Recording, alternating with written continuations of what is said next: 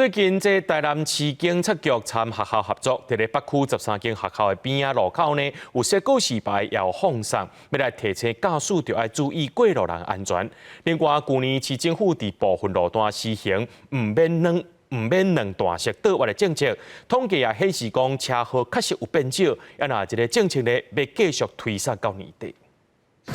穿越马路，请让行人。 今仔一个接一个行点过路线，准备入去学校，边仔有放送头咧喊爱让过路人的口号。踮这间国小的学生囡仔最近上下课，加这支放送头做伴，路口也采告示牌提醒骑车、赛车的民众。自己本身是有小朋友，所以我其实在经过十字路口，我都会特别去留意说有没有，不管是小朋友还是行人啊，好个真正这赞的。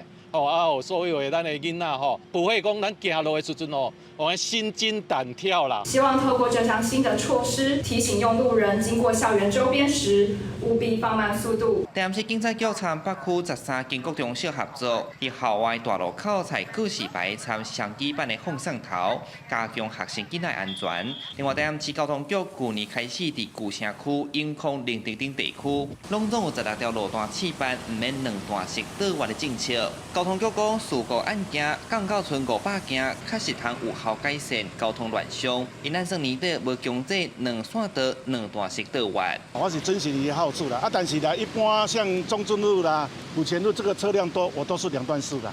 无我即马伫遐等，对方也要来，我为着要抢跑道，对方也要抢跑道。 有时候会擦撞。这边盘点完还有36条一个路段将全面来做一个开放。